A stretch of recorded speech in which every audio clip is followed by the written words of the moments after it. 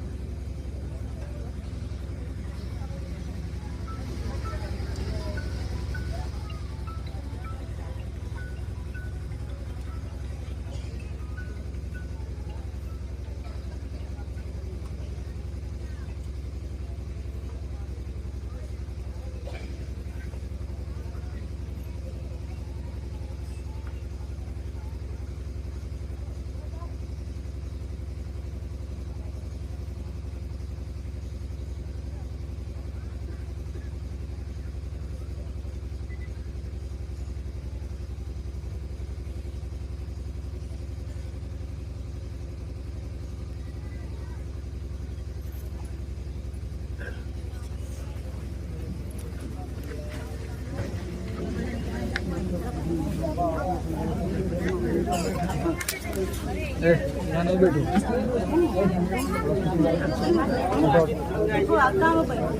साठी यहाँ पे बैठना। स्टैंड इधर चलो, उधर जाओ, पीछे जाओ, पीछे चली जाओ, पीछे पीछे पीछे जाओ, जगह बहुत है, बहुत दिख रहा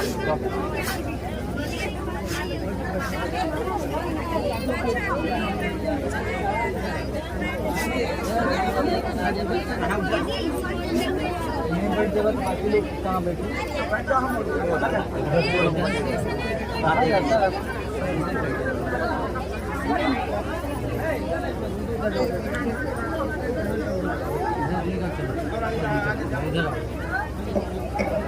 उधर भूखा न गिरा है ना दूर।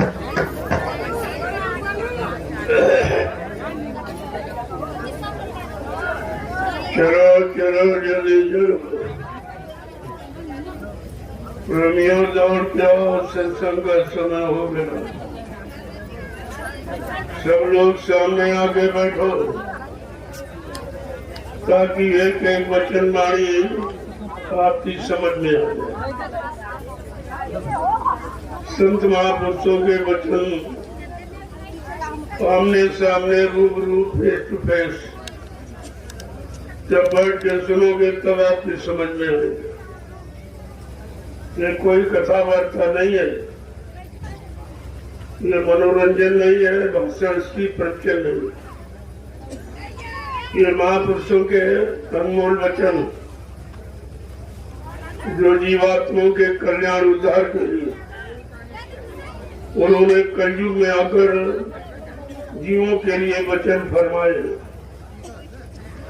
और किसी युग में ये वचन नहीं सुने, क्योंकि सतयुग त्रेता द्वापर में संत नहीं आए थे, सदगुरु नहीं आए थे, इसलिए उन्होंने सत्संग जारी नहीं किया। जब तक सत्संग नहीं सुनोगे तो आपको सत्य की और झूठ की पहचान नहीं होगी, असली और नकली की पहचान नहीं होगी। इसलिए सत्संग वचनों को बड़ी सावधानी के साथ सुना करो और अपने जीवन में उतारने की कोशिश करो, तब आपको इसका लाभ मिलेगा। क्योंकि वचन जीवों के करने की सुधार के लिए, जो करनी आपकी बिगड़ गई, जो कर्मों की पहचान आपको नहीं रही, कौन अच्छे है, कौन बुरे है, कौन पाप है, कौन पुण्य है, कौन शुभ है, कौन अशुभ है, ये तो जानकारी दिल दिमाग से चली जाए। आज उसी का परिणाम की सब मुसीबत में आपका सारा पारिवारिक जीवन, सामाजिक जीवन, वैवाहिक जीवन सब कष्ट में हो गया। सब रोते चिल्लाते नजर आ रहे, कोई अमन चैन सुख में नहीं है।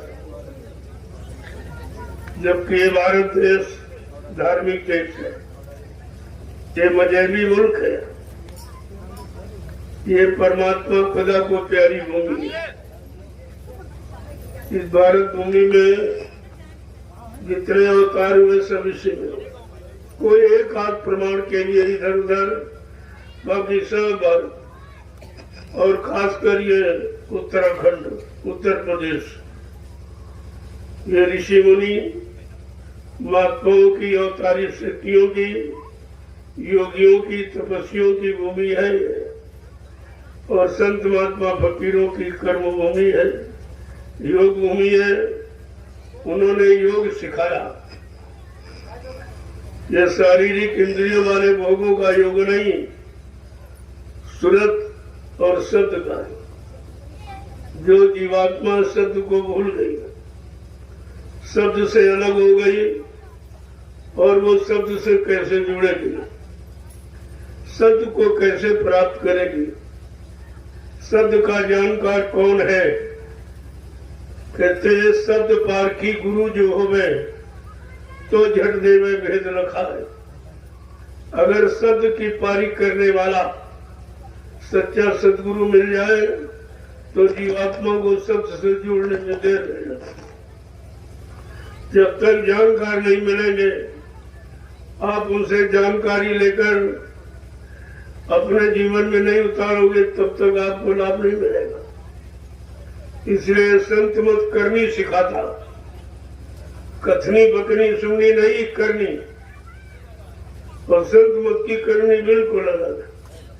काल मत की अलग, दयाल मत की अलग। काल की करनी शरीर इंद्रियों के भोगों की, और दयाल की करनी जीवात्मा जगह परमात्मा से मिले, अपने घर पहुंचे, आवागमन से रहित हो जाए, जन्म मरण से छुटकारा मिल जाए। इसीलिए कहा करनी करो मार मन डालो। ये दयाल मत की करनी क्या है? करनी ऐसी करो मार मन डालो और इंद्रिय भोग विसारो।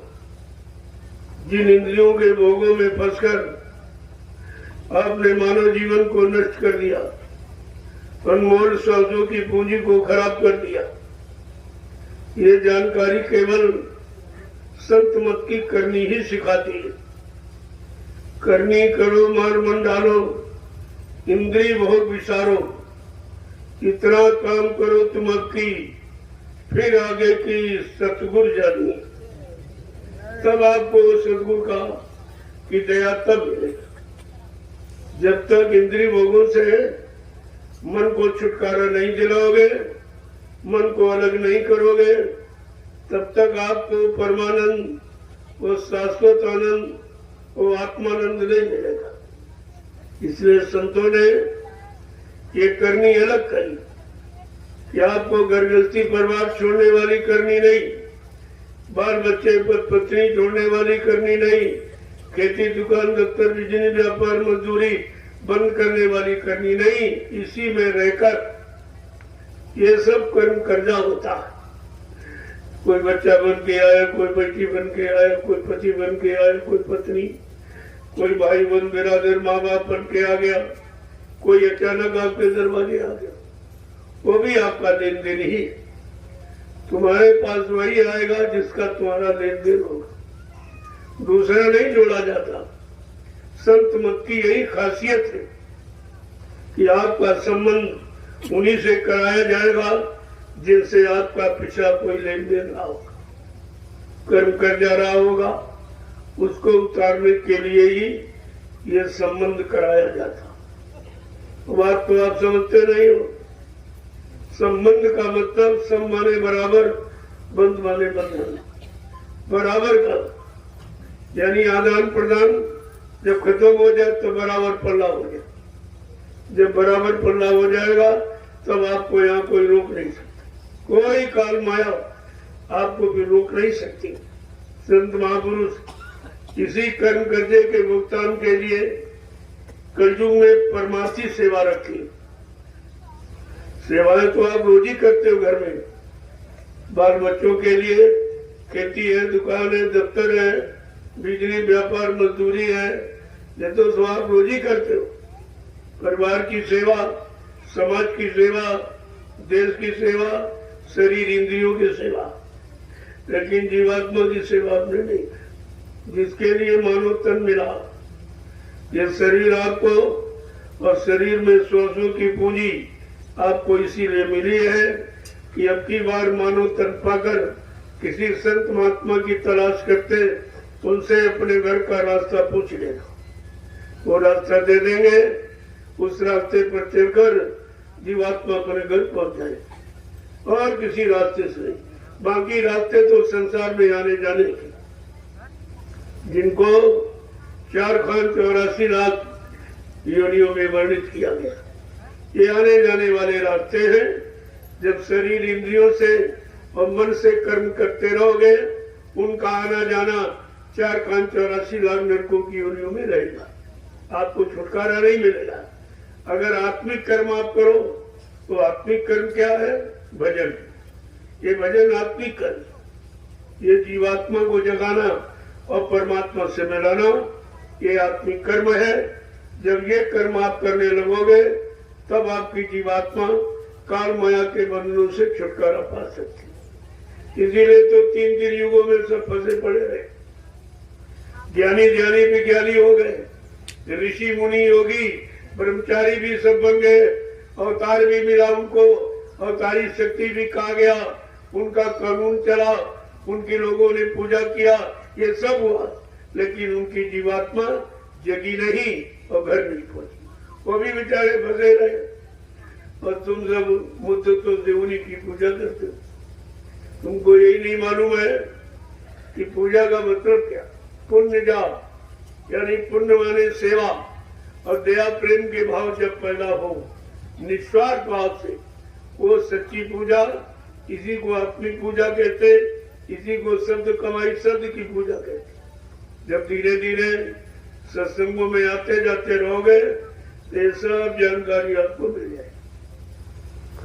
आपको कितने दिनों से बराबर बताया जाए, 10 जुलाई 1952 से 2012 ये मथुरा में सुनाने समझाने का समय खर्च किया, उसमें भी आप कुछ नहीं कर पाए। 60 साल सुनाया गया और एक छोटी सी परीक्षा तो सब फेल हो गए। सब बातें गुरु को छोड़कर ही बातें। जब गुरु को छोड़ के भाग जाओगे तो संभाल कौन करेगा, रक्षा कौन करेगा, हिफाजत कौन करेगा, पाप कर्मों के बोझे से तुम्हें अलग कौन करेगा, जीवात्मा को शब्द से कौन जोड़ेगा और घर कौन पहुंचाएगा। ये भी जानकारी तो आपको रखनी चाहिए थी, लेकिन ये जानकारी आपने नहीं रखी तो सब भटक।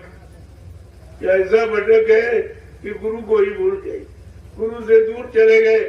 गुरु की मर्यादा, गुरु के वचन, गुरु के वादे, गुरु का संकल्प, गुरु की प्रतिज्ञा, कलयुग भगाने की और सज्जू लाने की, सब भूल गए आप। जब सब भूल गए तो हमारे बारे घूम रहे, कोई है तो नहीं सुनने वाला। अब ये एक अवसर मिला है फिर आपको दोबारा कि अभी जाग जाओ, अभी वक्त है गुनाहों से तू तौबा कर ले, फिर न कहना कि हमने सुना था पैगाम नहीं। ये वक्त समय आपको मिला है, वैसे दोबारा किसी ने मौका नहीं दिया। काल शक्ति ने दोबारा मौका दिया ही नहीं। एक बार राम ने एक बार समझाया, रावण नहीं माना तो मार काट खलियान कर। कृष्ण ने एक बार समझाया, कंस नहीं माना, और मतलब यानी आपके यदुवंशी नहीं माने तो 56 करोड़ का सफाया हो।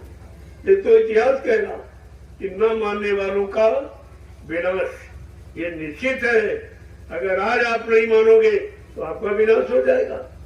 वो तो इतिहास जो लिख दिया गया है वो वर्तमान की जानकारी के लिए। वर्तमान में अपनी व्यवस्था आप ठीक कर लो तो इतिहास का समझ में आ जाएगा। लेकिन तुमने इतिहास का भी उपहास किया, वो भी तुम्हारी समझ में नहीं आ रहा कि इतिहास लिखे क्यों गए। जो समय निकल गया उसको लिखने की क्या जरूरत थी। अरे समय तो आगे भी आएगा, उस आगे आने वाले समय में तुम अपना काम कैसे बनाओगे, इसके लिए इतिहास एक प्रमाण है आपके सामने कि जिन्होंने माना उनको क्या मिला और जो नहीं माने उनका परिणाम क्या हुआ। यही तो इतिहास बताता अच्छे बुरे की पहचान का। तो प्रेमियों, ये तो अचानक आज सत्संग आपको, कोई सत्संग का मेरा कोई विचार नहीं था। वो तो एक समय की जानकारी जो दी जा रही, जो हिंदुस्तान में कोई नहीं दे रहा।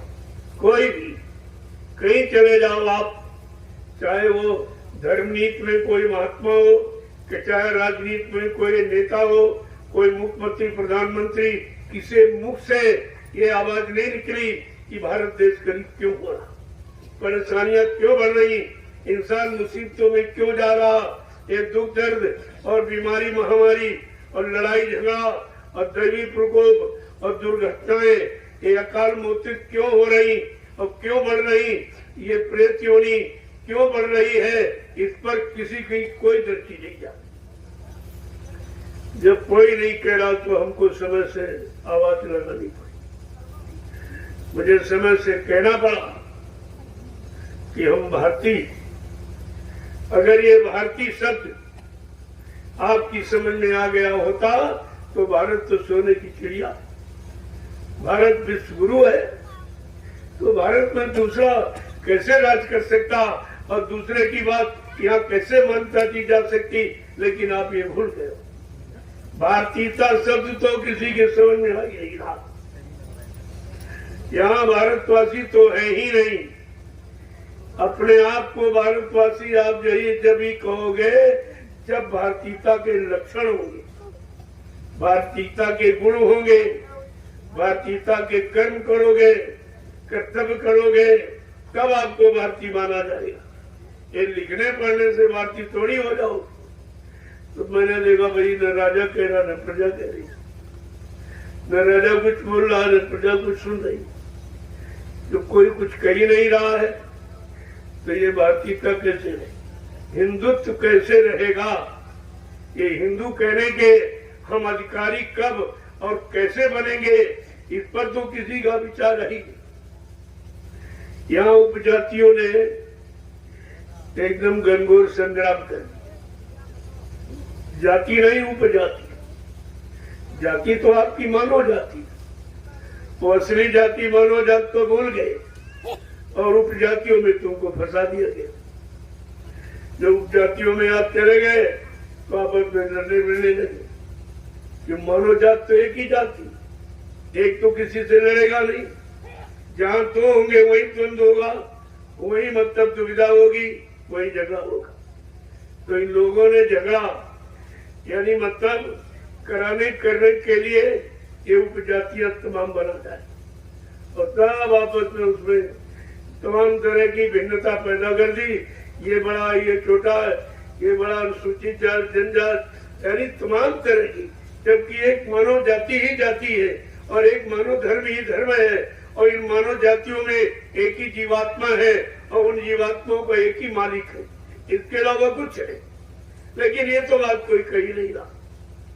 जो सत्यता की चीज है, जो असलियत की है, वास्तविकता हो तो कोई नहीं कह, क्योंकि सत्य कह देंगे तो सब बाजारी बंद हो जाए, सारी दुकानें फेल हो जाए, जगह जगह दौड़ा कर रहा, कोई राज्यपाल आ रहा, कोई मुख्यमंत्री, कोई प्रधानमंत्री, नहीं कहता कुछ नहीं कहता, केवल आता है, बाउचर बनवाता है, खर्चे निकालता है और सारा विकास इसी में जा रहा।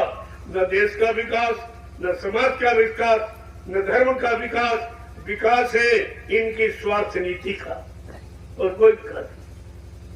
तो आपको तो इस पर विचार करना चाहिए। अरे कोई तो कहने वाला हिंदुस्तान में होना चाहिए, लेकिन सबको डर है, सबको भय है, सबको अपने स्वार्थ की चिंता है, देश की चिंता, समाज की चिंता, मानव जात की चिंता किसी को नहीं, इसकी चिंता किसी को नहीं। और जब तक ये नहीं आएगा तब तक मानव विकास नहीं, मानव उत्थान नहीं होगा, समाज का विकास नहीं होगा, समाज का उत्थान नहीं होगा, देश का विकास नहीं होगा, देश का उत्थान नहीं होगा। तो मैंने ये भारतीयता की सच्ची परिभाषा जब मैंने देखा, सब भूल गए, पढ़े लिखे अनपढ़ सब एक ही लाइन में खड़े, एक ही भाषा बोल रहे हैं सब। किसी को भारतीयता की परिभाषा ही नहीं मालूम, भारतीयता क्या है, हम भारतीय है कि नहीं है, इस पर भी कोई विचार नहीं कर रहा। तो ये बताइए आप, फिर आप जानते ही क्या हो? जब तुम अपने आप को नहीं जान पाए, अपने देश की मर्यादा गौरव गरिमा को नहीं जान पाए, अपनी भारतीयता और हिंदुस्तान की हिंदुत्व की भावनाओं को अपने अंदर नहीं समावेश कर पाए, तो आपने आज तक किया ही क्या? कौन सा विकास किया और कहां से विकास शुरू किया जो अब अभी तक तुम्हारे पास से नहीं आ पाया? अरे दुनिया के किसी कोने से अगर शुरू होता तो 70 साल की आजादी में तुम्हारे सबके पास विकास आ जाता, लेकिन पता नहीं किस कोने से कहां शुरू किया, वही बंद कर दिया, कुछ समझ नहीं आ रहा, कोई कहने वाला नहीं। अंधेर नगरी अनबूझ राजा, ये इसीलिए कहा गया था। जहां जिस नगरी में कोई जागरूक नहीं है, कोई मतलब यानी धार्मिक नहीं है, कोई कर्मशील, कोई धर्मशील, कोई चरित्रवान है ही नहीं, तो फिर ये सब चीजें लागू कहां होगी? क्या जानवरों पर लागू करोगे, पक्षियों पर लागू करोगे, कीड़े मकोड़ों पर लागू, किस पर लागू करोगे? यह सब इंसानों के लिए व्यवस्था थी, इंसानियत पैदा करने की। अब केवल आप यानी एक पुतला हो, इंसान का एक पुतला, इंसान नहीं है, ये है शरीर की बनावट।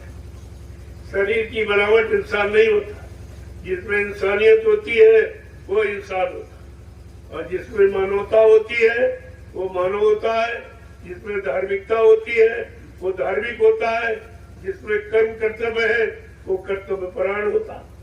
ये सब पढ़े लिखे और अनपढ़ सब एक ही लाइन में खड़े। किसी की समझ में नहीं आ रहा कि हमारा देश विकास कर रहा है कि कुछ स्वार्थी लोग अपना विकास कर रहे हैं। अभी तक भारत देश में रहने वाले लोगों ने यही नहीं जान पाया कि सच्ची प्रजातंत्र में प्रजा को कोई अधिकार नहीं, प्रजा का कोई कानून नहीं, प्रजा को कोई न्याय सुरक्षा, कोई रोजी रोटी मांगने का अधिकार नहीं, रोने का अधिकार नहीं, आंसू बहाना और उस पर कोई हमदर्दी यानी दिखलाने वाला नहीं। तो आपको तो विचार करना चाहिए।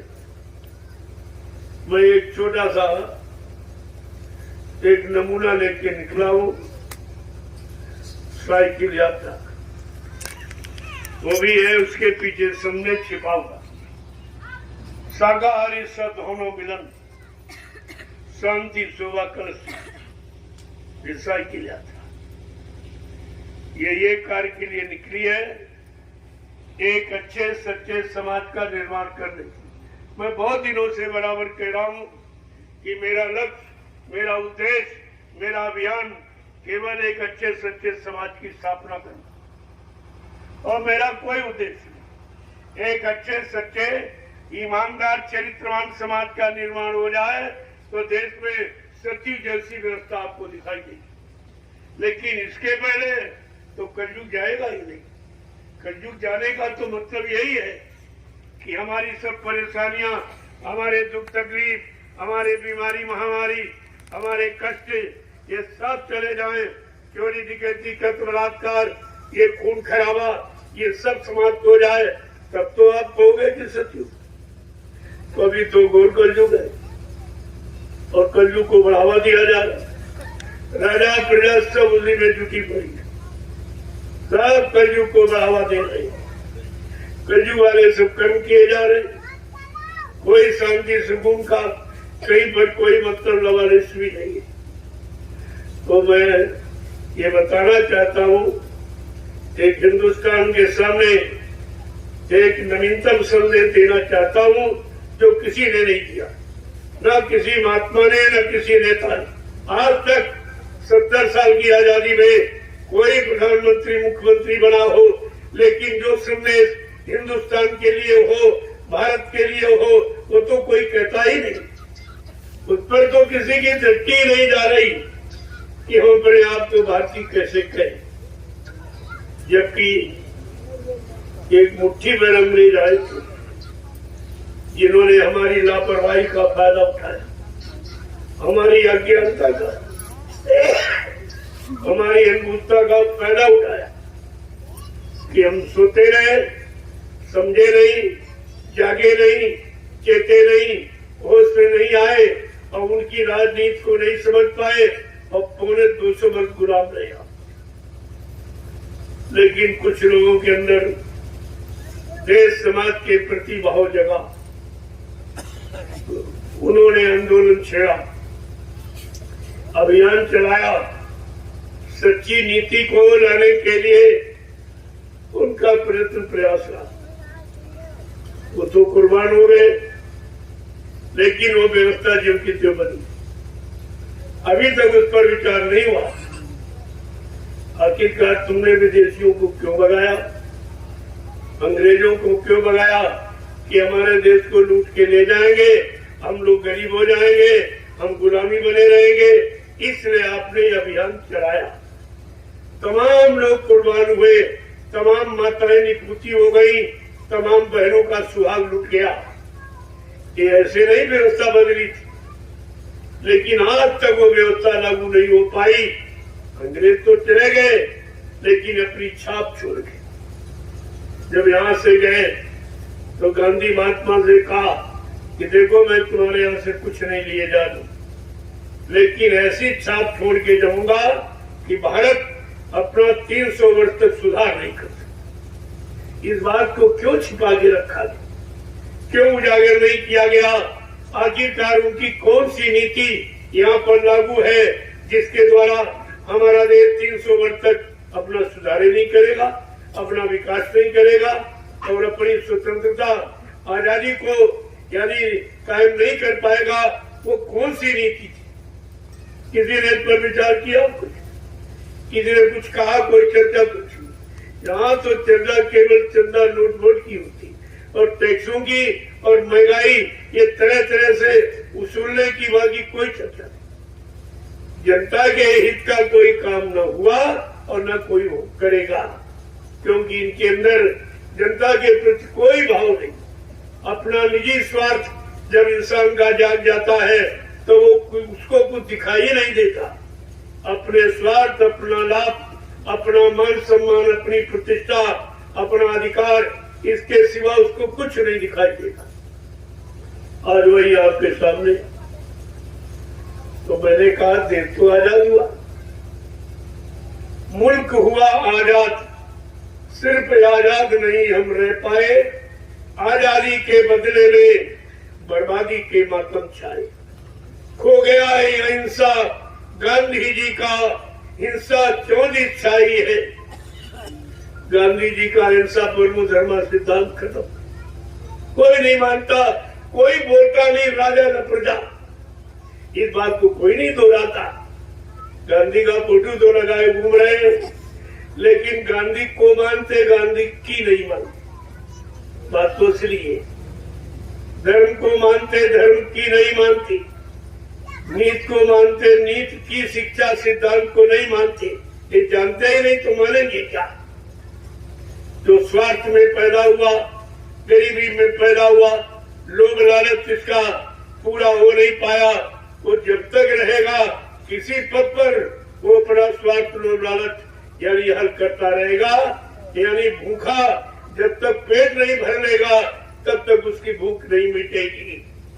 और तुम चाहे भूखे रह जाओ, चाहे तो प्यासे रह जाओ, तुम्हारी चिंता किसी को। तो मैंने ये सब देखा, ये हिंदुस्तान आजाद, ये स्वतंत्रता दिवस, आजादी का दिन मनाया जा रहा और आजादी पर कोई दृष्टि नहीं डाल रहा कि हम आजाद हैं कि सबसे ज्यादा गुलाम हैं। हम सबसे ज्यादा दास्ता में फंस गए, गरीबी में फंस गए, बेरोजगारी में फंस गए, इससे ज्यादा फंस गए, लेकिन इस पर विचार ही कोई नहीं कर रहा। तो कोई न कोई तो कहने वाला होना चाहिए। महाभारत इसी बात का साक्षी और गवाह है। उस समय भी बड़े बड़े धर्मात्मा महात्मा थे, लेकिन सत्य बात कहने की हिम्मत किसी में नहीं। लेकिन कभी सत्य के बीच की हानि नहीं होती। सत्य बीज है, इसकी कभी हानि नहीं होती। उस समय भी कोई कहने वाला था। वो कौन था? महात्मा विदुर। ये महात्मा का काम वो कहेगा सत्य, सत्य की आवाज में उठाएगा। स्वार्थी, लोभी, लालची, भोगी, विलासी ये कभी सत्य की आवाज नहीं उठा सकते, क्योंकि सत्य इनको डर लगता है। सही बात कहने में इनको घबराहट होती। तो आपको तो पिछले इतिहास से जानकारी लेनी चाहिए कि 1 करोड़ महात्मा हिंदुस्तान में, लेकिन सत्य कहने वाला कोई नहीं। सब अपनी अपनी गति, अपना अपना आश्रम, धर्मशाला, गुरुद्वारा समाने बैठे, अपना दान दक्षिणा, धोती, रोटी, लंगोटी की जानी मान डिमांड करते रहते हैं, लेकिन इनको समाज, देश, धर्म की कोई चिंता नहीं। फिर आखिरकार इस धार्मिक देश की मर्यादा को कहने वाला कोई तो होना चाहिए। ये जानकारी देने वाला कोई तो होना चाहिए कि हम धार्मिक हैं कि नहीं है, हम भारतवासी है कि नहीं, हमारे में भारतीयता है कि नहीं है, ये तो कोई बताने कहने वाला होना चाहिए। मैं तो बहुत दिनों से सुन रहा हूँ, मैंने देखा कोई नहीं कह रहा। सब अपनी अपनी यानी लोभ लालच की प्यास बुझा रहे हैं। किसी को जनता की चिंता नहीं है, किसी को लोगों की चिंता नहीं, इंसानों की चिंता नहीं है, इंसानियत मानवता की चिंता नहीं है। प्रेम, प्यार, मोहब्बत, सेवा, दया, सदाचार, परमात्मा की यादगार की चिंता नहीं है। और माँ, बहन, बेटी, बहू की परख पहचान की कोई चिंता नहीं। ये काम महात्माओं का है। अगर सबका होता तो कर डालते होता। अगर उनके बस का होता तो 70 साल का समय कम नहीं है, जीवन है कल। 70 साल तो आदमी जिंदा रहता, और 70 साल आप पे निकल गए। 14 पंचवर्षीय योजनाएं, और किसी ने तुम्हारे लिए कुछ नहीं, केवल एक काम किया, चुनाव चुनाव चुनाव। सारा देश चुन गया, बचा कुछ। और ये भी नहीं बताया ये चुनाव किस काम के लिए होता, कौन सा लाभ देने के लिए होता, कौन सी समस्याओं का समाधान करने के लिए होता, कौन से दुख, तकलीफ, मुसीबत, आपत्ति को दूर करने के लिए होता। आपको एक किसी ने बताया नहीं। चुनाव का मतलब केवल चंदा, नोट वोट, गद्दी, इसके अलावा कोई मतलब नहीं। क्या यही मतलब है? अरे असली अर्थ तो समझो। तुम्हारी पढ़ाई लिखाई, बुद्धिमानी का मतलब क्या? जब तुम अपने भले की बात नहीं सोच पाए तो तुम परिवार, समाज, देश के लिए क्या सोच सकते? तुम्हारे सोचने की शक्ति ही समाप्त हो गई। अगर सोचने की शक्ति होती तो 70 साल की आजादी को देखते हुए, बर्बादी को देखते हुए आपकी समझ में जरूर आता, और जरूर कोई न कोई कहने वाला खड़ा हो जाता। लेकिन कोई नहीं खड़ा हुआ। तब हमको मजबूरन, वैसे मेरा ये काम नहीं है, ये काम तो राजा का है कि प्रजा को सही दिशा देना और सही दिशा की तरफ ले जाना, और सबको सही रास्ता दिखाना, और सबको सच्चाई, ईमानदारी में रखना, और सबको परमात्मा की यादगार में लगाना, और सबके मन मस्तिष्क में माँ, बहन, बेटी की, बहू की परख पहचान कराना। ये राजा का काम है, ये महात्मा का काम नहीं है। लेकिन जब कोई नहीं करता है तब तो करना ही पड़ता। जब राजा भ्रमित हो गया महाभारत में, तब महात्मा विदुर को कहना ही पड़ा। वो तो महात्मा का विषय है, तो अपना है, वो तो कहेंगे ही। जब कोई नहीं कहेगा, वो महात्मा जो आत्माओं के लिए आया, आत्माओं को दो नरकों से निकालने के लिए, वो तो अपनी बात कहेगा ही। अब मानो न मानो ये तो तुम्हारा काम, लेकिन वो समय से अपनी फर्ज अदायगी पूरी कर।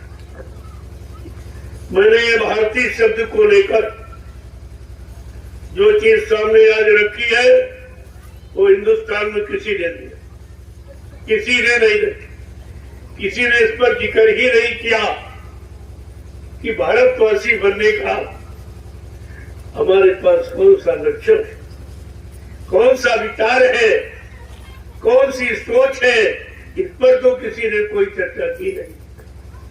तब मुझे कहना पड़ा कि अगर हम सच्चे भारतवासी हैं, हमारे में सच्ची भारतीयता है, शहीदों की कुर्बानी का हमारे अंदर जोश और होश है, तो हमें आपको भारतीय बन के दिखा देना चाहिए कि हम वास्तव में भारतीय हैं। हमारी पहचान बिल्कुल अलग, सारे देशों की पहचान अलग है, सबकी देशों की भाषा अलग है, सब अपनी भाषा का प्रयोग करते हैं और सब अपने पहनावे वेशभूषा में रहते हैं। और जो वहाँ का खान पान है, ठंड प्रदेश का मुर्गा मीट, अंडा, शराब, दारू, ये उनका भोजन है, वो अपना करते हैं। लेकिन तुम भारतवासी हो तो तुम्हारा भोजन क्या होना चाहिए, तुम्हारा पहनावा वेशभूषा क्या होनी चाहिए, तुम्हारी भारतीय संस्कृति क्या कहती है, तुम्हारी यानी भाषा जो मातृभाषा है, जो हिंदुस्तान की हिंदी मातृभाषा है, देववाणी जो संस्कृति, वो हमारा सच्चा है। लेकिन न हिंदी रही न संस्कृत में, दोनों भूल गए और विदेशी भाषा की नकल कर रहे। तो तुम अभी तो गुलाम हो। जब तुम्हारे अंदर गुलामी का अंकुर नहीं गया और अंग्रेजियत तब भी तुमको यानी मतलब अपनी तरफ खींच रही, अपने पर चला रही है, तो अंग्रेज कहाँ गए, कहाँ अंग्रेज भगे, और वो कुर्बानी सब यानी पानी की तरह खून बह गया, कोई मतलब नहीं निकला उसका। तो आपको ये सोचना चाहिए, अगर हम सच्चे भारतवासी हैं, हम सच्चे भारतीय आर्यावर्ती भारतखंडी, अगर हम ये कहलाने के अधिकारी जब है जब अपनी भारतीयता में आ जाए, हमारा भारतीय खान पान जो कहीं नहीं विश्व में है और किसी के पास नहीं है और कोई नहीं जानता है, क्योंकि वहाँ एक ही गुण है, रजोगुण तमोगुण, केवल रजोगुण भोगी, वो भोगी है। सारा विश्व के देश सब भोग नाम से जाने जाते हैं, केवल हिंदुस्तान योग भूमि के नाम से जाना जाता।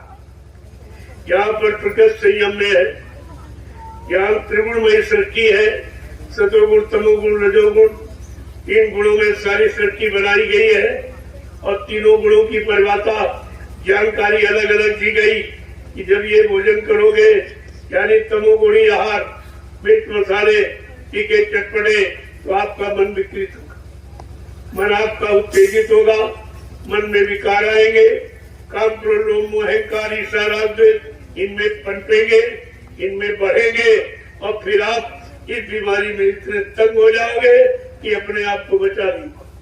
सबसे बड़ी बीमारी, सबसे बड़ा रोग ये काम, क्रोध, लोभ, मोह, अहंकार है, जो तुमको हर क्षण पर गरीब विवश किए, लाचार किए हैं, मजबूर किए हैं, जानकर भी देख कर भी अपना सुधार नहीं कर पा रहे। ये ऐसा रोग है भयानक।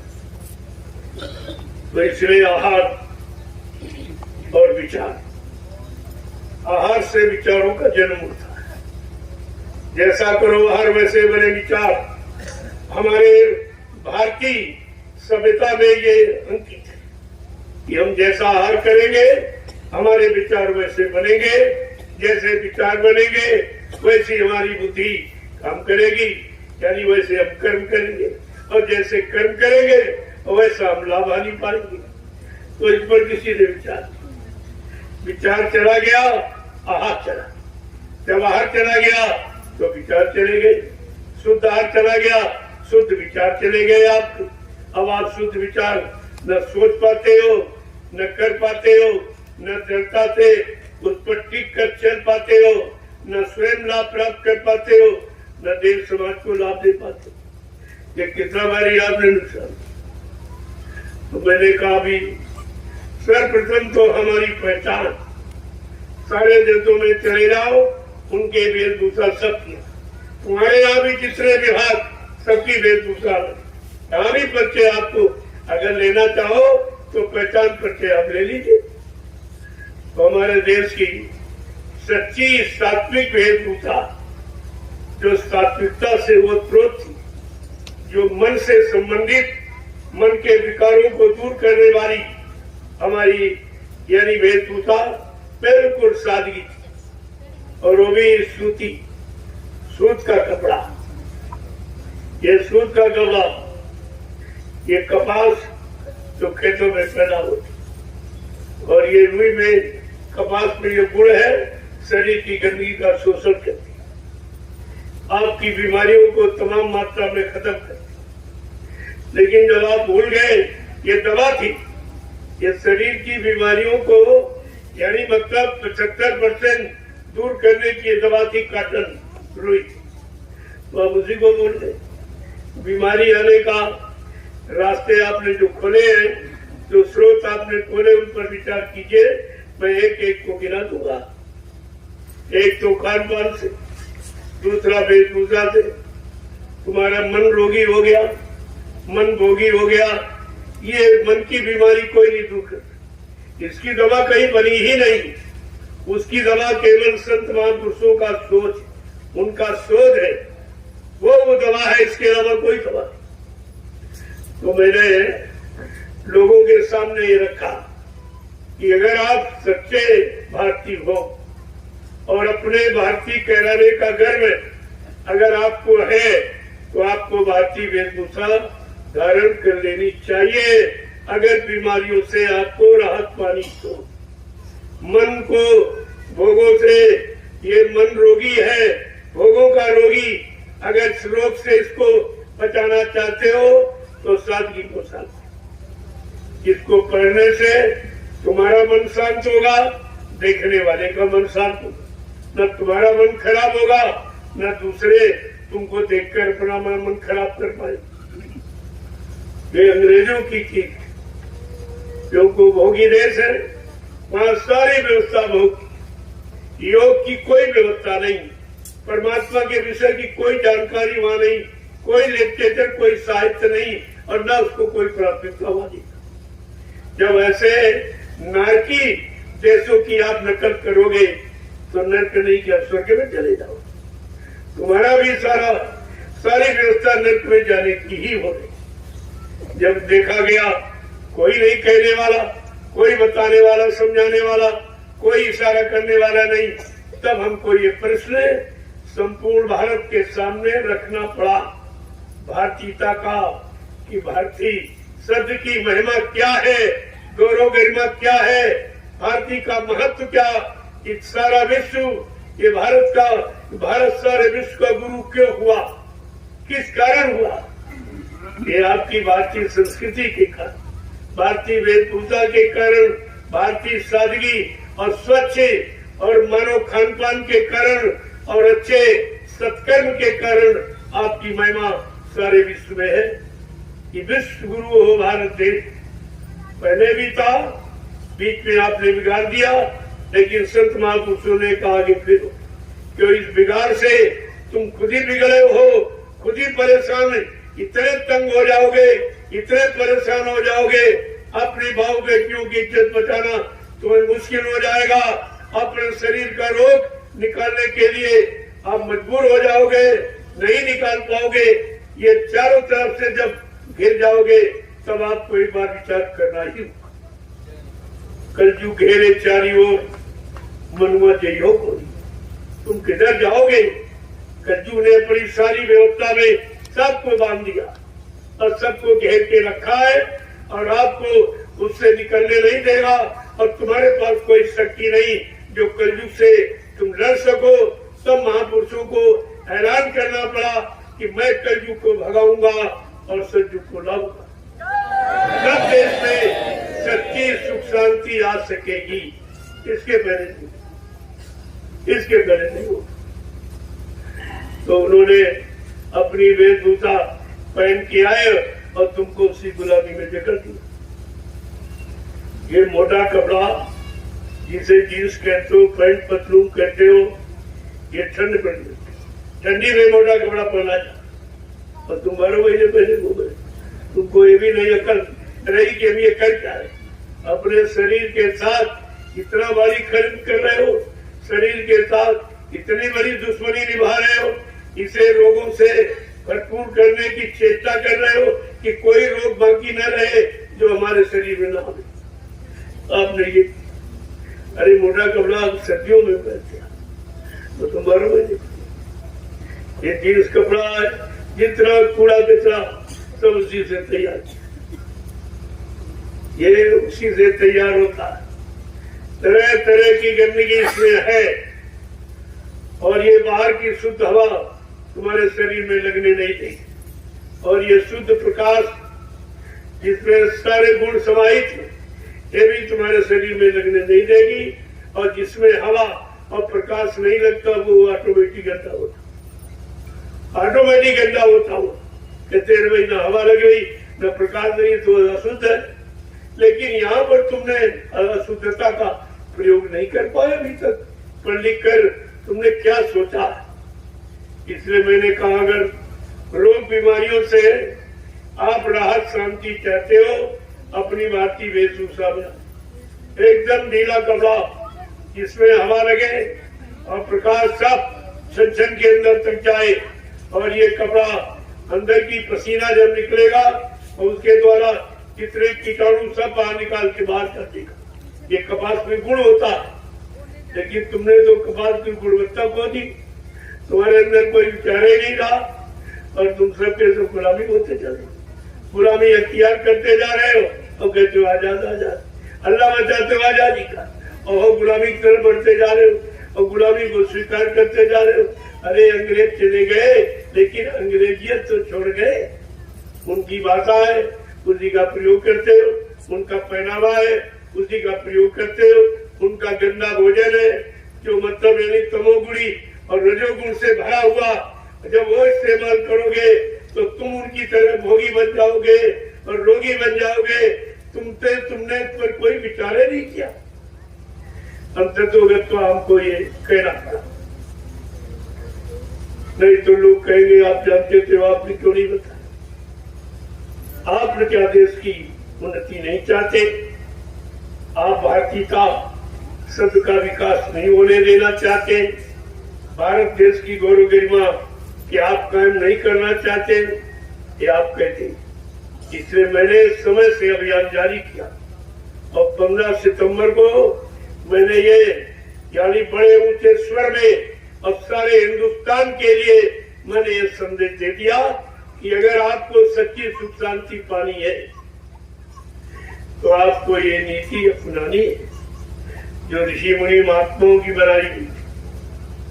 ये मेरी बनाई नहीं है, उन्हीं की। जिसको आप भूल गए मैं केवल याद करा रहा हूं, जानकारी आपको दे, उसी में रहता हूं और आपको रहने की बात करता। मैं भी उसी में रहता हूं, आपको बता, क्योंकि जब व्यक्ति रहता तो उसका गुण अवगुण जानता, जब गुण अवगुण जान जाता है तब लोगों को यानी गुणग्राही बनाने के लिए कहता कि आप ये करिए इसलिए लाभ मिलेगा, ये लाभ मिलेगा, ये तब मैंने आपके सामने ये रखा। अब आपको ये धीरे धीरे सब जानकारी। देखो नारी सृष्टि की केंद्र बिंदु है। नारी माँ, तो जिसको माँ का दर्जा मिला, अगर माँ खराब हो जाएगी तो बच्चे औलाद निश्चित है, ये सत्य है। तो सर्वप्रथम मुसलमानों को आप देखिए, उनके यहाँ सब कुर्ता पैजामा टोपी ये सब मिलेगा, कोई फैशन नहीं। 1% कोई कलयुगी विचारधारा में आ गया हो वो भी नेता नगरी फंसा वो करेगा, लेकिन जो समाज परिवारों में रहते वो मजहब में और धर्म में वो कभी नहीं, वो इसको नहीं मानती। कोई बच्चा आप नंगे सर नहीं मिलेगा और सब कुर्ता पैजामा मिलेगा। नारियों को देखिए आप, शरीर का कोई भी अंग आप देख नहीं सकते हो, यानी नख सिख पैर के नाखून से लेकर चोटी तक एकदम ढकी, लिबास में एकदम, और तुम्हारे यहाँ नंगा नक्श। तुम अपने आप को हिंदू कैसे कहते? इसमें हिंदुत्व के कोई गुण ही नहीं है। तुम अपने आप को भारतीय नारी और भारतीय महिला कैसे कहती हो जब सीता और शत्रु अनुसुईया का कोई लक्षण नहीं है, कोई वेशभूषा नहीं है, कोई खान पान नहीं है, कोई विचार नहीं है, तो अपने आप को भारतीय नारी या आदर्श महिला कहने का कोई अधिकार ही नहीं। ये सब आपने खत्म कर दिया। मैंने दोनों पहलुओं पर प्रकाश डाला। महिलाओं के लिए भी कोई ऐसा वस्त्र मत पहनो जिससे तुम्हारे अंग भरे दिखाई दे, देखने वाले की दृष्टि मन खराब हो और तुम्हारा भी खराब, तुम भी खराब हो जाओगे। वो भी जब तुम्हारे अंग प्रत्यंगों पर दृष्टि पड़ेगी बुरे लोग शराबी कबाबियों की, तो जो तुम्हारे से बच्चा पैदा होगा वो सात्विक नहीं है, वो बुढ़ापे में तुम्हारी सेवा नहीं करेगा, तुम्हारे आदेश का पालन नहीं करेगा, क्योंकि उस पर दृष्टि जो अंदर में, उस पर दृष्टि शराबी कबाबियों की और बुरे व्यभिचारी कुचारियों की पड़ी है, इसलिए आपका बच्चा खराब। ये बहुत बड़ा राज रहस्य है जो मैं आपके सामने आज खोल के खाया। इसलिए कोई नारी, कोई कन्या, कन्या देवी होती है तो देवी का रूप देखा फोटो में, फोटो में देखा देवी का रूप क्या होता। दूसरा, मेरी कोई चिपके वस्त्र नहीं पहनी, कोई कन्या, कोई महिला चिपके हुए वस्त्र का प्रयोग नहीं करेगी, ये और बीमारी तुम्हारे में बढ़ जाएगी। जब चिपका वस्त्र पहनोगी ना तो हवा न प्रकाश का संचार होगा, तो निश्चित बीमारी आप में आ जाएगी और इससे लोगों का मन खराब होता और तुम्हारा खुद ही खराब होता। तो अपना मन खराब किया तभी तो उसको धारण किया, और तुम्हें देखकर जिनका जिनका मन खराब होगा वो तुम्हारे प्रति बुरे भाव ही बनाएगा, अच्छे भाव, कोई माँ बहन बेटी का भाव नहीं बनाएगा। इसलिए ये सब दुष्परिणाम तुम्हारे द्वारा हो, दोषी तुम हो, इसलिए इसकी भी सजा आपको भोगनी पड़ेगी। ये भारतीय नारी का इतिहास नहीं है। तुम भारतीय महिला और भारतीय आदर्श नारी कहने का अधिकार आपको नहीं है, क्योंकि आपने सारी व्यवस्था को भंग कर दिया। इस पर आप विचार कीजिए। मैंने इस पर भी टिप्पणी डाली है और पुरुषों से कहा कि अगर आप सैनी बनना चाहते हो, शाकाहारी सदाचारी ब्रह्मचारी, तो आप लोगों की धर्म, ये ऋषि मुनियों की ये देन है जो उन्होंने संयम को कायम में रखने के लिए ये लगाम आपके लिए रखी थी। और सब भूल गए आप, जिससे तरह तरह की ये आंख की बीमारी, आंख का उतरना, हाइड्रोसील का बढ़ना, पानी का बढ़ना, ये जितना भी काम हो रहा ये सब उसी कारण हो रहा। कमर आपकी ढीली रहती है और कोई वजन उठाओगे फट से आंख नीचे खिसक जाएगी। आंख संबंधी, पेट संबंधी तमाम बीमारियों को आप जन्म दे देते हो, लेकिन बात को समझते नहीं हो कि महात्माओं ने लोगोटी क्यों लगाई और क्यों कहा कि आज से भी, लेकिन आपने उनकी बात सुनी ही नहीं। और आज तो तुम सब तरफ से मजबूर हो, आगे और मजबूर हो जाओ। अभी तो मैं केवल इशारा कर रहा हूं, आगे आपको मजबूर होकर ये सब स्वीकार करना पड़ेगा जब तुम बीमारियों से एकदम डूब जाओगे, कमजोरियों से डूब जाओगे, मन खराब हो जाएगा। यानी मतलब तब किया तो उससे फायदा क्या हो? समय के पहले समय चूक पुण्य का पछताने। अगर समय वो खराब ने आपको ढक लिया, आपको बर्बाद कर दिया, आपको रोगी बना दिया, आपको भोगी बना दिया, तो फिर आपने वो मजबूर होके काम किया तो उसका लाभ क्या? समय के पहले चेतना जागना ये बुद्धिमान पुरुष का लक्षण है, जो समय से पहले जाग जाता, अपने विचारों का वो समय बुद्धिमान व्यक्ति का समय पहले ये जानकारी आप 15 सितंबर मैंने अभी किया और हिंदुस्तान इस लोगों के कानून को किया है। ये धर्म को मालूम और सब हो गए, सब गर्मी हो गए, तो भी हो गए, यानी किसी से नहीं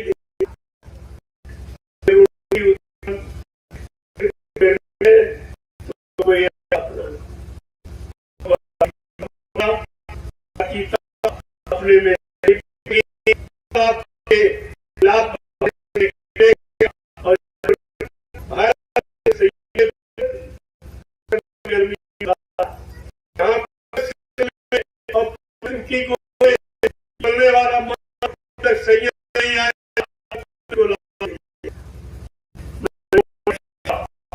आपके ये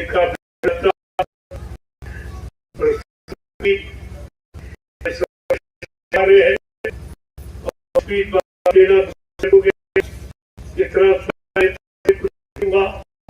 हम आपको ने दिए उसका हल नहीं लिया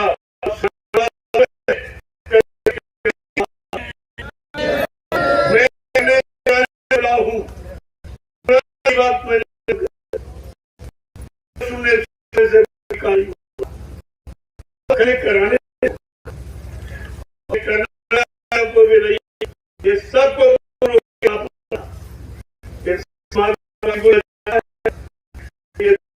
सब काम नहीं करोगे कर देंगे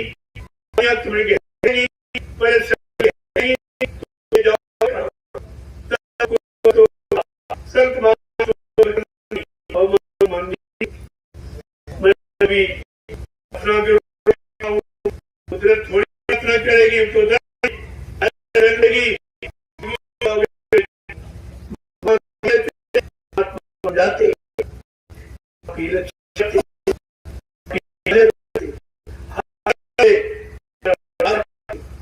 उनका का नहीं था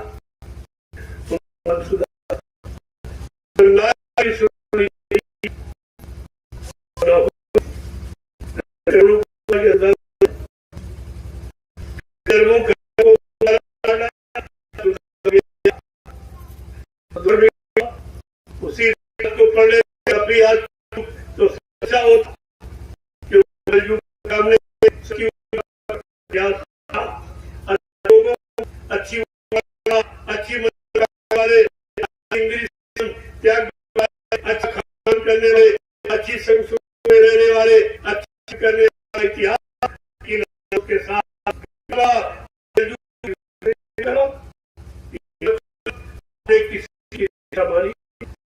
किसी युग की इच्छा अपने अगर तुम्हारे कोई सुधार के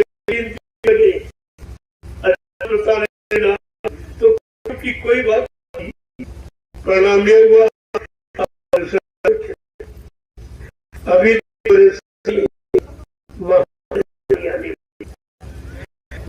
समय इसका जवाब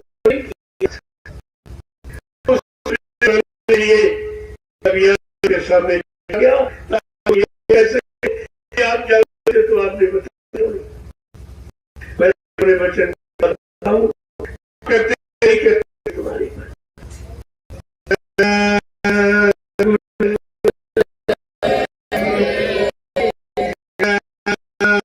गुरुदेव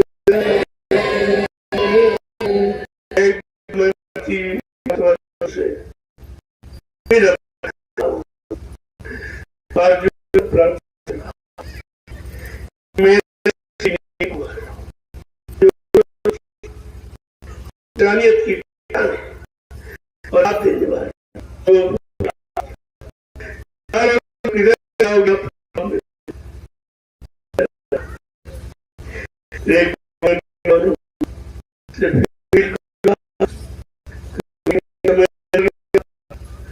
जो लुट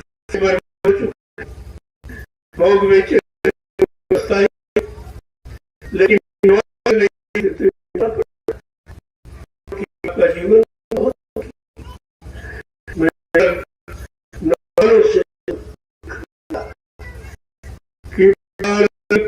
भी लग जाओ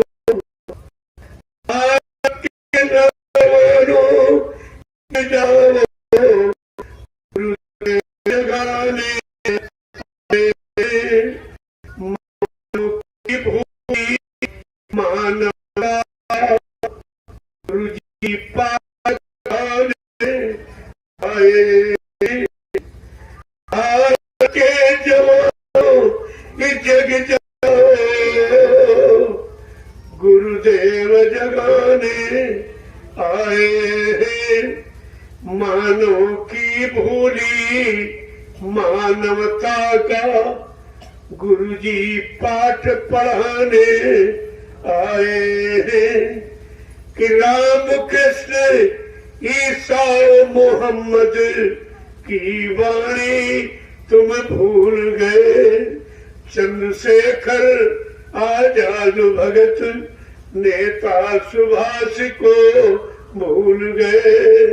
और गांधी जी का ये सत्य अहिंसा हम तुम्हें बताने आए हैं।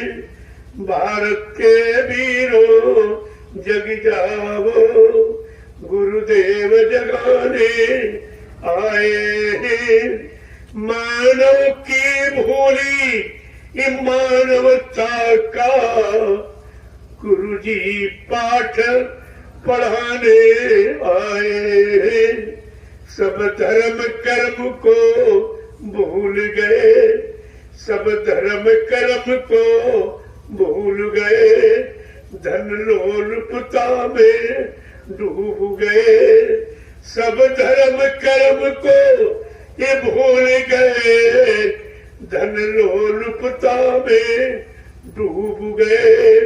स्वार्थ की बाढ़ बढ़ी सब में और परमार्थ को भूल गए। सच्ची सुख शांति ये मिले कैसे गुरु राह बताने आए हैं। भारत के जवानों जग जाओ गुरुदेव जगाने आए हैं। मानव की भूली मानवता का गुरुजी पाठ पढ़ाने आए। कलयुग में सतयुग लाने का संकल्प लिया है गुरुवर ने। कलयुग में सतयुग लाने का और संकल्प लिया है गुरुवर में। को कितनी बड़ी बात है, यह संकल्प लिया गया है। जैसे नहीं संकल्पित आवाज, ये कभी झूठ होने वाली नहीं है। लेकिन हर आवाज को सिद्ध होने का समय, शुभ घड़ी, मुहूर्त, तारीख सब निश्चित है। उसके पहले नहीं, तुम्हारे सोचने के अनुसार नहीं होगा। तुम्हारे कहने के अनुसार, तुम्हारी दुनियावी मानवावी और स्वास्थ्य रोगता की बुद्धि के अनुसार कुछ नहीं होगा।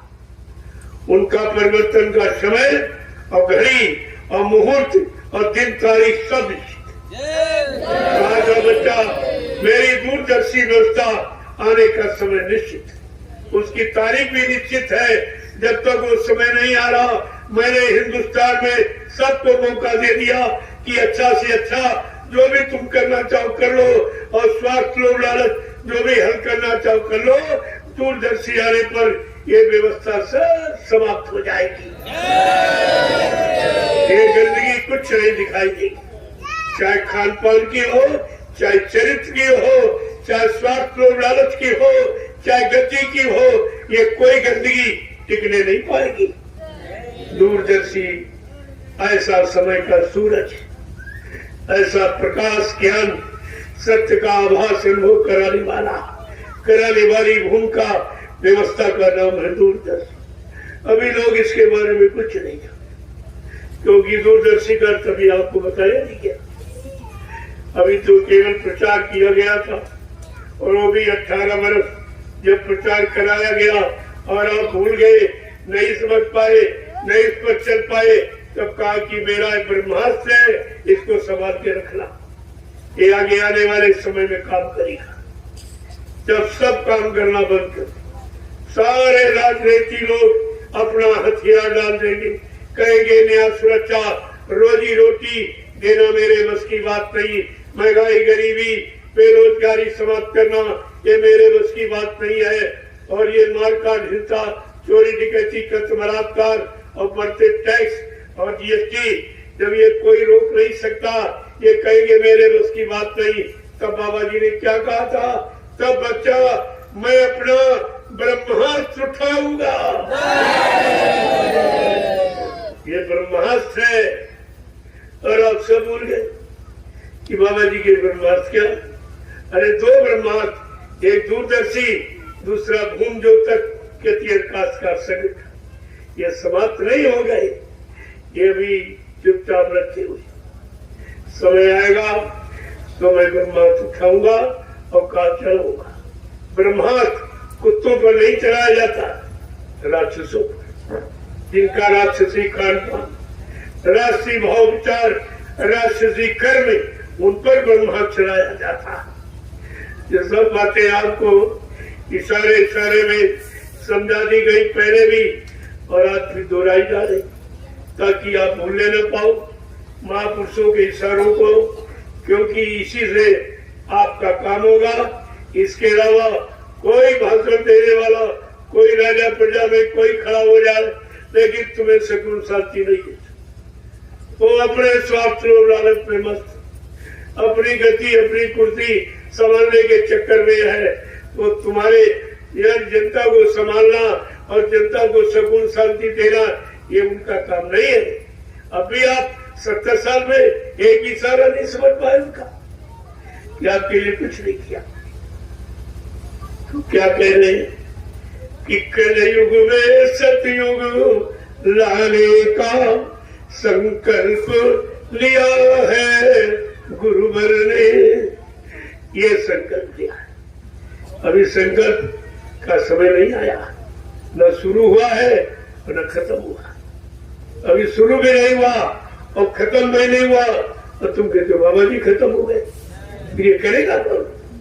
फिर ये काम कौन करेगा? इस पर भी तो आपको विचार करना चाहिए था।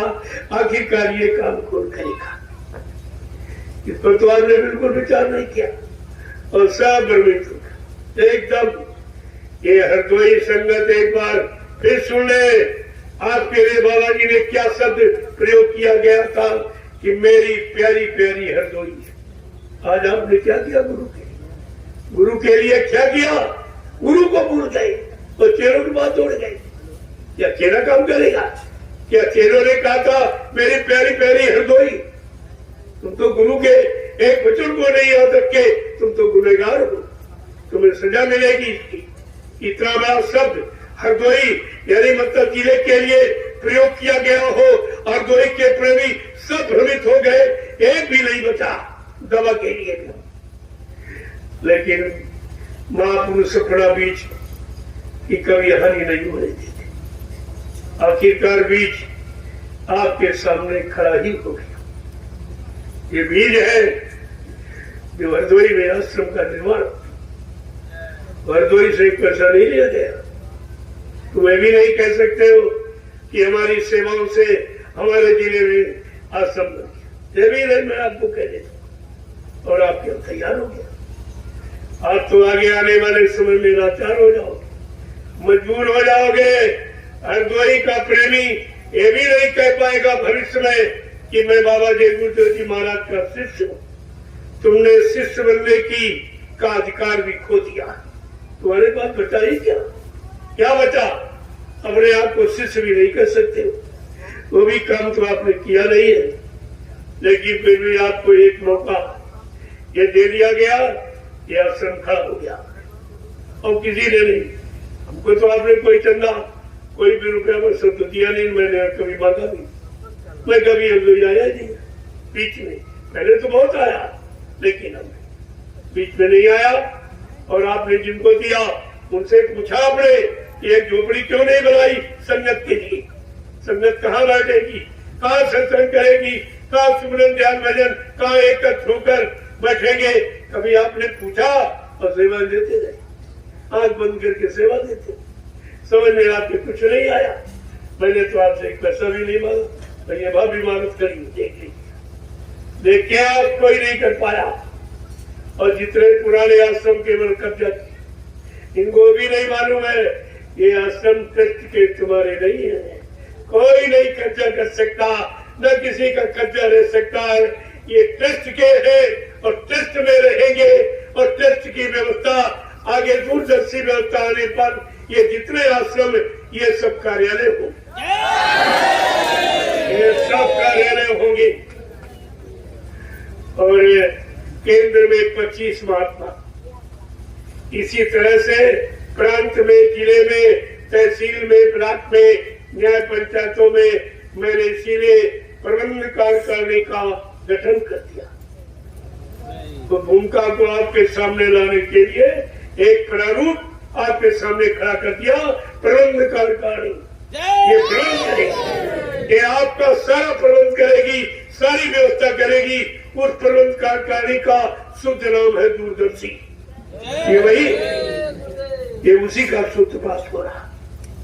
अभी आप समझी नहीं पा रहे हो, लेकिन धीरे धीरे सब समझ में आ जाएगा। अगर इस आश्रम की मर्यादा को नहीं देख के समझ पाए फिर कब समझो। आपको तो प्रश्न करने का मौका मिल गया। जिनको सेवाएं दी पहले, अभी उनसे नहीं गई, जिस प्रेमी हो सुमरन जान भजन कहीं कहा गया से आप चिंता मत कीजिए, ऐसा बताना पड़ेगा। एक पाई का भुगतान कोई वाला नहीं है। और इन्हें पहले ही कह दिया, ऐसा एक जाल बना के रखा, बच्चा छोटी बड़ी कोई मछली नहीं बचेगी जो समय से फंसे। ये महात्मा बड़ा रहस्यमय जाल है, आप कैसे समझ लो? और समझ में आपके नहीं आया तो आपको मजबूरन इस संस्था का चुनाव करना कि जिस संगत के लिए इतनी बड़ी प्रशंसा की गई हो, ऐसा प्यारा शब्द उच्चारण किया गया हो मन से, आज वो संगत बिखर गई। इसको संगठित करना ये हमारा सबका परम कर्तव्य।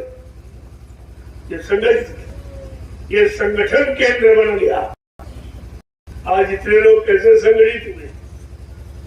क्या कोई इस तरह यात्रा निकाल सकता है? कोई हिंदुस्तान की यात्रा निकाल सकता?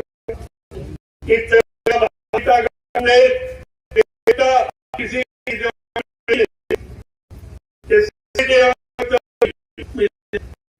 पुरानी पुरानी करता न होगी कुछ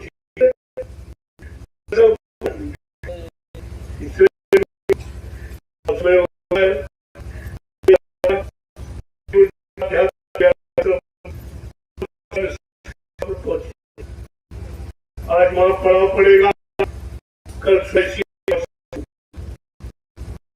सेवा चल रही है,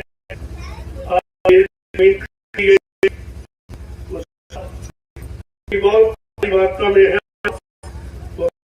चल रहे हैं, ट्रैक्टर सब बराबर चल रहे हैं, तो सब किया जा रहा। और सुबह उसी में इसी तरह सत्संग, आज रात्रि का भंडारा वही। अब आप लोग धीरे धीरे प्रस्थान करो कि साइकिल वालों को समय लगेगा, थोड़ा पहले पहुंच जाए रात्रि से तो अच्छा रहेगा। इसलिए मैं अपनी वाणी को यहीं से विराम दूंगा। कहना तो बहुत कुछ है, कहूंगा समय आने पर। अभी जिसका समय है वो आपके सामने है। अभी इसी का समय, इसी चीज का समय है, और ये आ जाए तो सब कुछ आ जाए। अब तो मैंने मेन पॉइंट पकड़ा है, जिसकी जरूरत है। मेरा मेन बिंदु है ये। वैसे तो रोटी और बेटी वो 2 बिंदु है, और तीसरा बातचीत तक। ये 3 बिंदु आपके सामने खड़े। ये तीनों नवीनतम है। आज तक इस पर किसी ने दृष्टि डाली ही नहीं, और किसी ने इसका उच्चारण भी नहीं किया। जय गुरुदेव, जय गुरुदेव, जय गुरुदेव, जय गुरुदेव। नाम किसका? जय गुरुदेव। नाम किसका? जय गुरुदेव नाम किसका, प्रभु का प्यारा। सब लोग खड़े हो, सबको भी मिलने में समय लग जाएगा, तब तक चलने का समय, क्योंकि आज कोई आ रहा उधर था। तो पहले राजा आता था प्रजा को निमंत्रण, दर्शन बड़ा डर लग रहा है अपनी से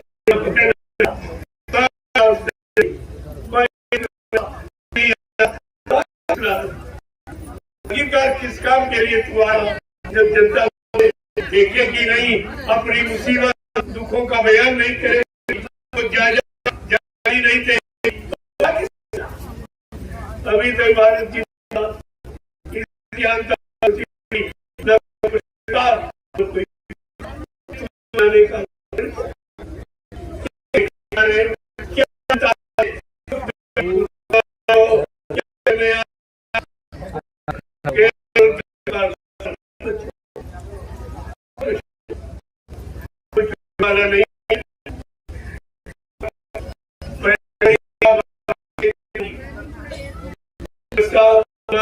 नहीं पैदा हुआ रुपए का और 10,000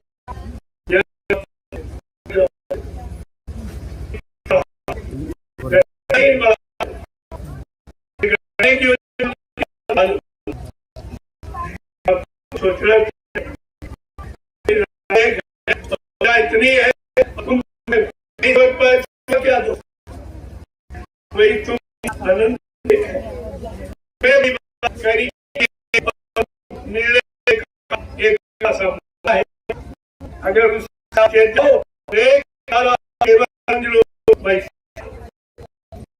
समझ गया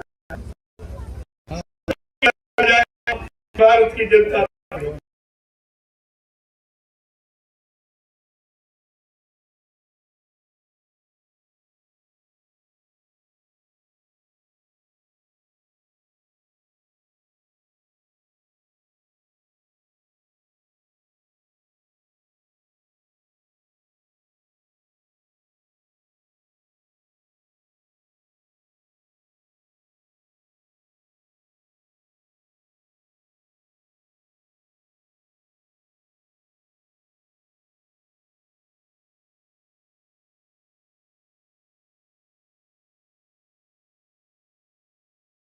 बूझ नहीं रही, अब ये जाते, लेकिन तुम ये प्रमाण न दे पाओगे, न तुम कर पाओगे, क्योंकि तुम दलालों के बीच फंसे पड़े हो।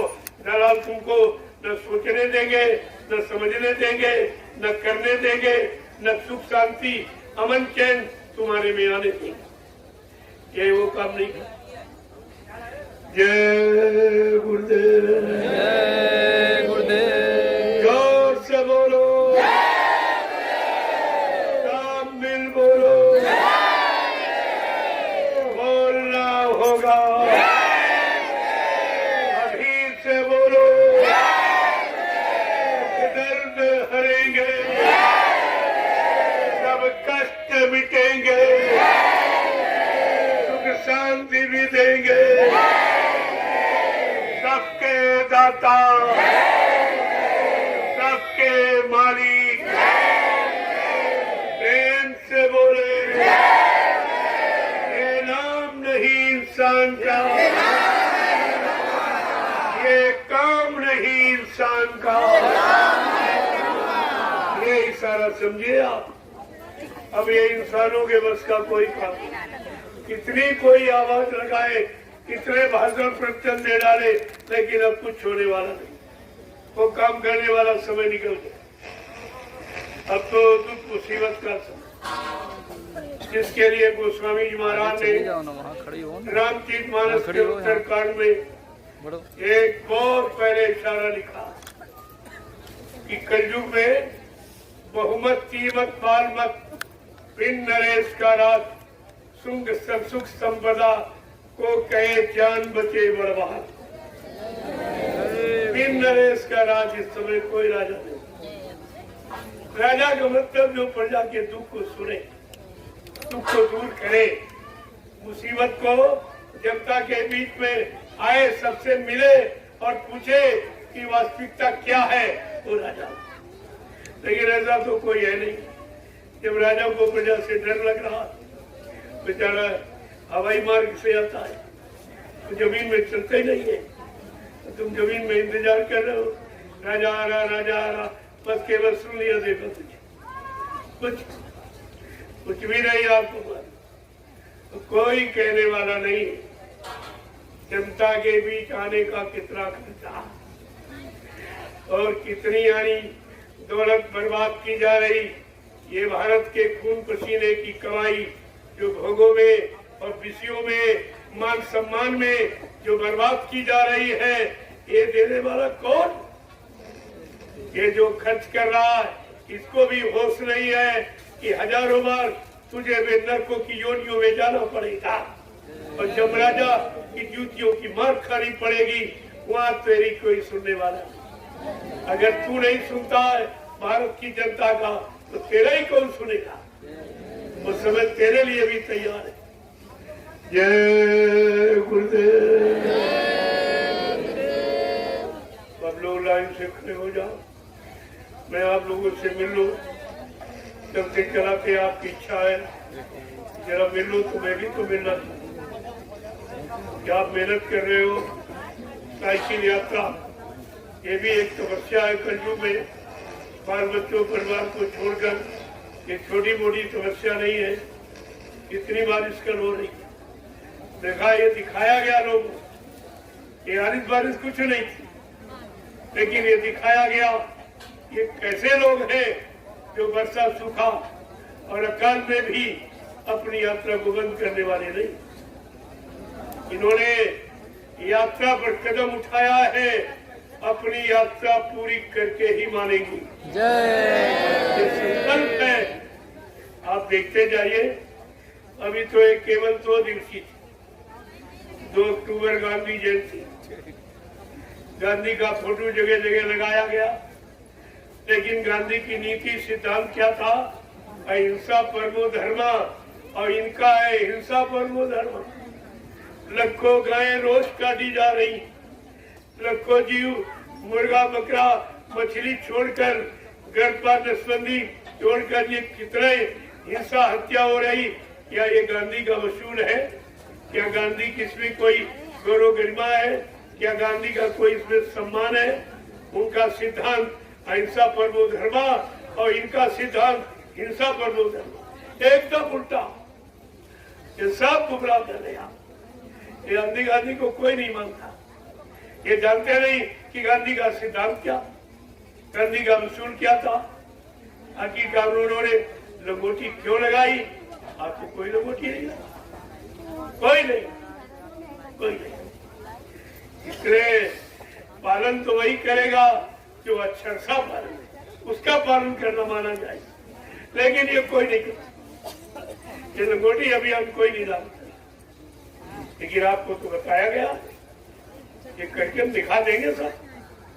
ऐसा नहीं है, ये सब करके दिखा दिया।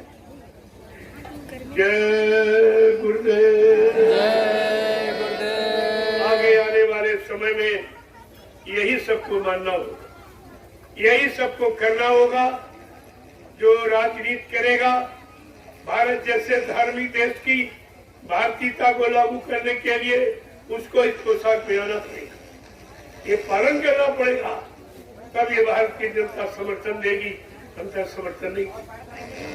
आप देखते जाइए धीरे धीरे, अभी तो ये वैचारिक क्रांति उठ खड़ी हुई है, ये किस तरह से पूरे भारत में फैल जाएगी, आप देखते रहिए।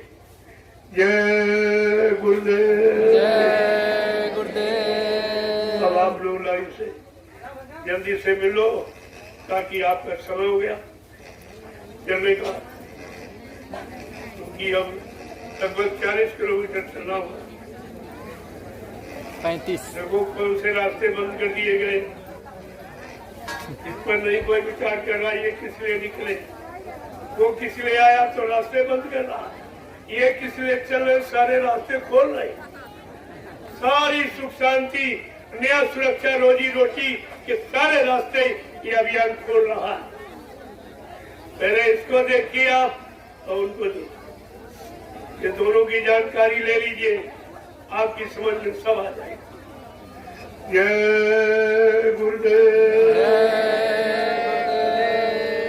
चलिए आप लंच कर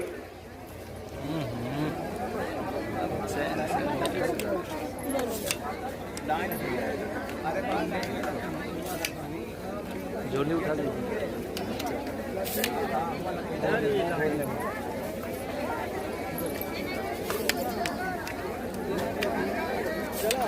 भैया उधर बोरी बोरी बोरी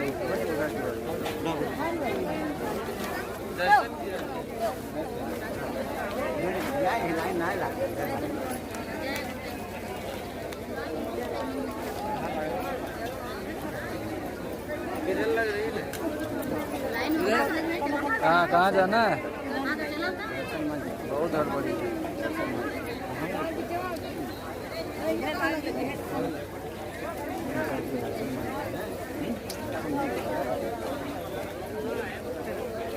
अरे यहीं से लगेगा, कहाँ?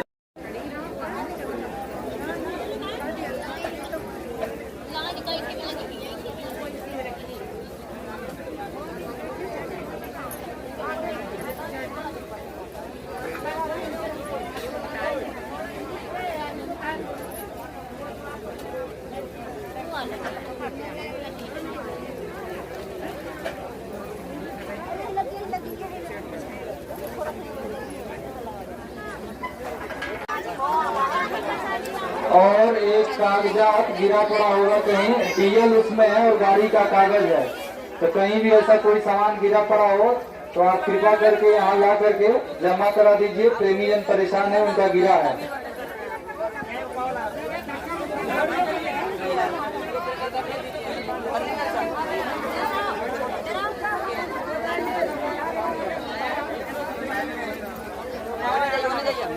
होने जाइए ना आप।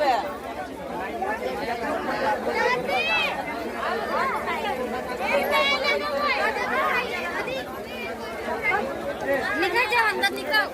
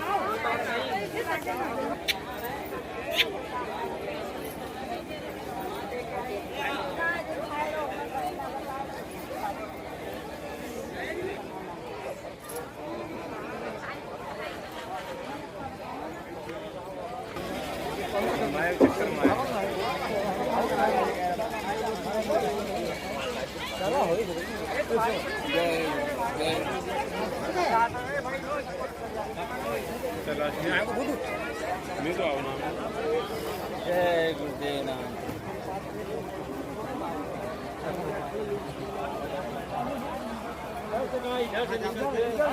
इधर से निकलिए, इधर दूर में जाना पड़ेगा, इधर से निकलिए।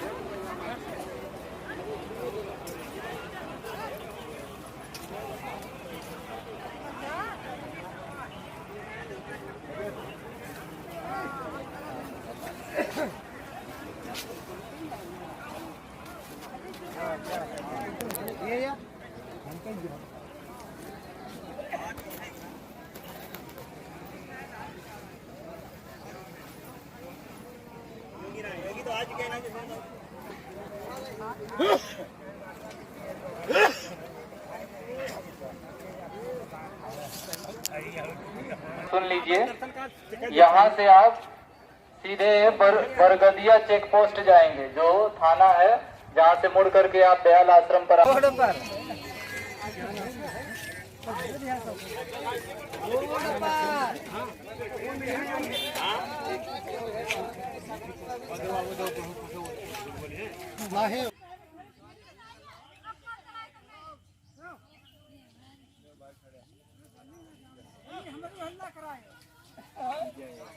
झंडी पहुंची ना है, हमारी हल्ला कराए। अरे झंडी ना पहुंचे तो बिना आखिर के झंडी वाले ने क्या आखिर मत याद है तो ही तो फिर चलाओ।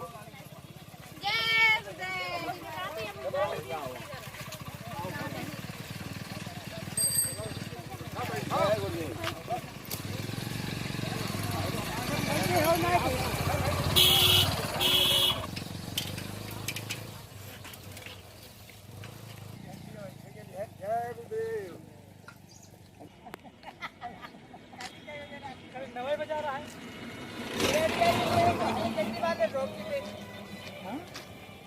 अभी 9 बजा रहा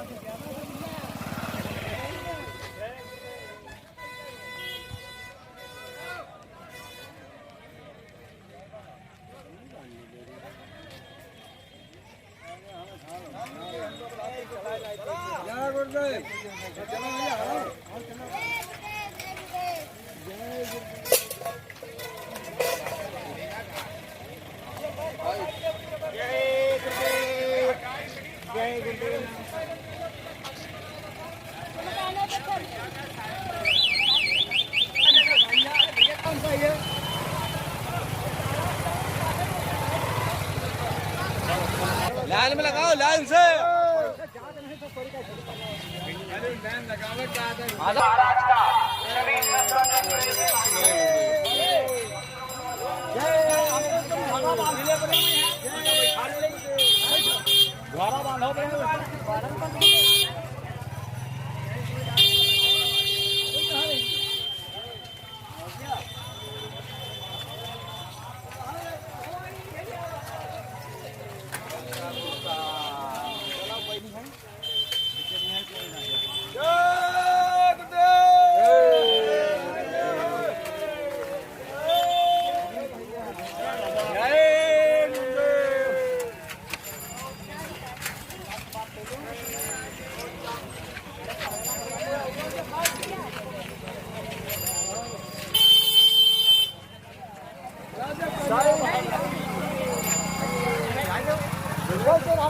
अरे सुमन आ गया।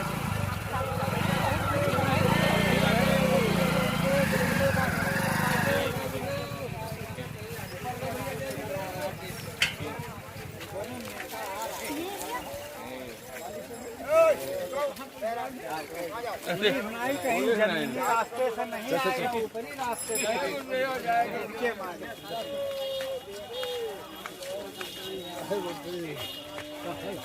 जय गुरुदेव, जय गुरुदेव।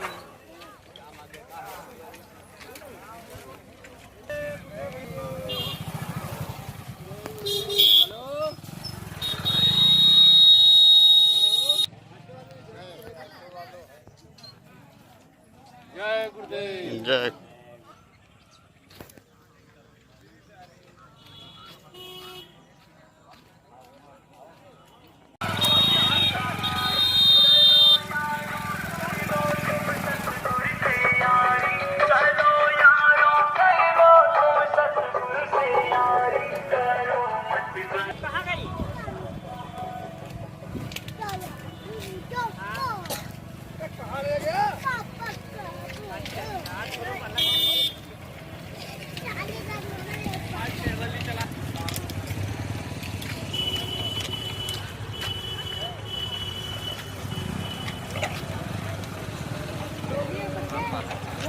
बोला जय गुरुदेव आवाज आवे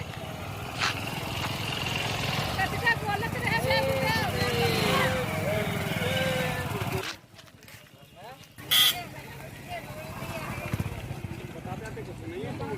अरे हम मां भगवान रे देव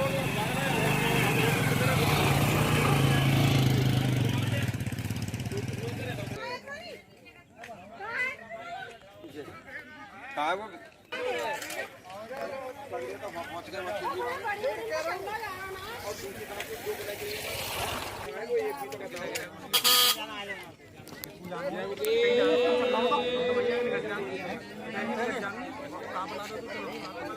सुनो यहाँ पे चल रहे हैं माता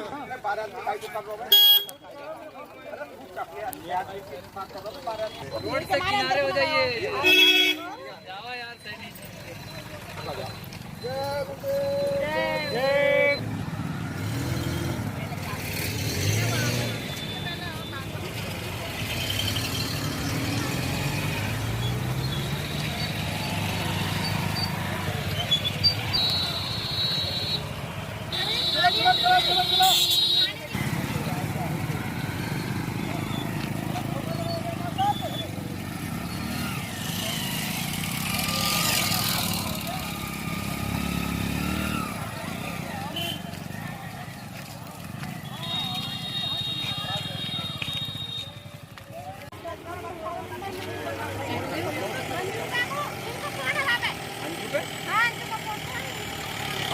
फोन करने के गाड़ी दे रहे हैं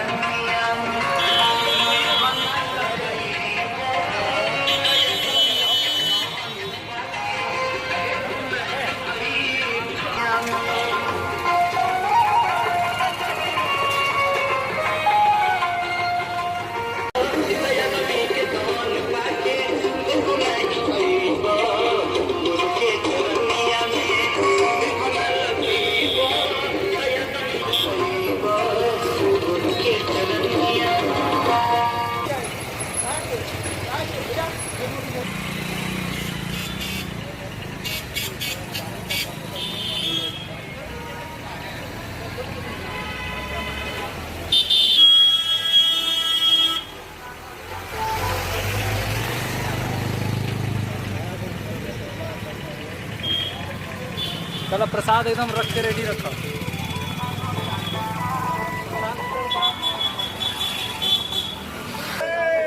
हाँ मम्मी प्रसाद ले लो।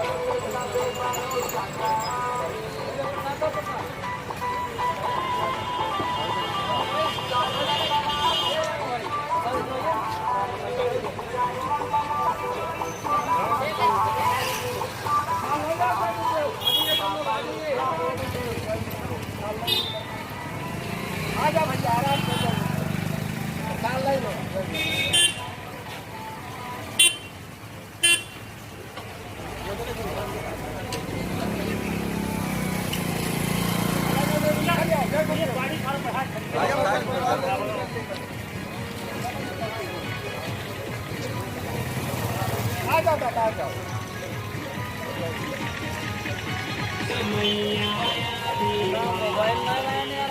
हाँ, मिला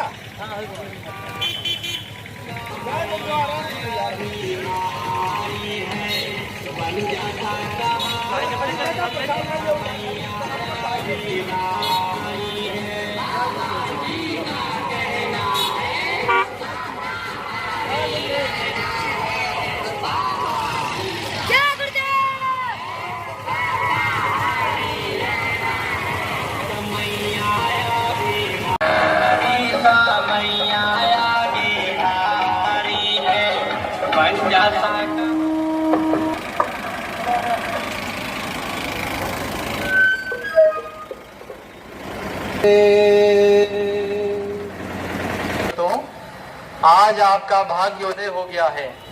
आज आपके सामने साइकिल यात्रा तो शाकाहारी रहने का इसमें आए हुए हैं और आपसे हाथ जोड़कर प्रार्थना कर रहे हैं कि आप शाकाहारी हो जाइए और भारतीयता को अपना लीजिए। भारतीय वेशभूषा, भारतीय खान पान, भारतीय रहन सहन और भारतीय भाषा को अपना लीजिए तो आपका बहुत बड़ा बचाव हो जाएगा। तो ये आपके लिए इतना बड़ा अनोखा साइकिल यात्रा आपके बीच में निकाला गया। अभी आपने देखा पीछे से स्वामी जी महाराज अपने वैशाली क्रांतियों में दर्ज करा रहे हैं और उनके हाथों कि आपको शाकाहारी रहना है। शाकाहारी रहेंगे तो ये प्रसाद पूरा का पूरा काम करेगा और आपके जीवन के शुभ कर्मों की एक मनोकामना को पूरी करेगा। तो आप विलंब न करें, अपने अपने घरों से निकल करके बाहर आ जाइए इधर सड़क पर और पीछे से विश्वविख्यात परम संत बाबा जय गुरुदेव जी महाराज का भी जो ये साइकिल यात्रा ब्रजवर्षी का गुजरा उसके पीछे देखिए प्रसाद लेकर आए हुए हैं। आप उस प्रसाद को ले लीजिए। प्रसाद वही होता है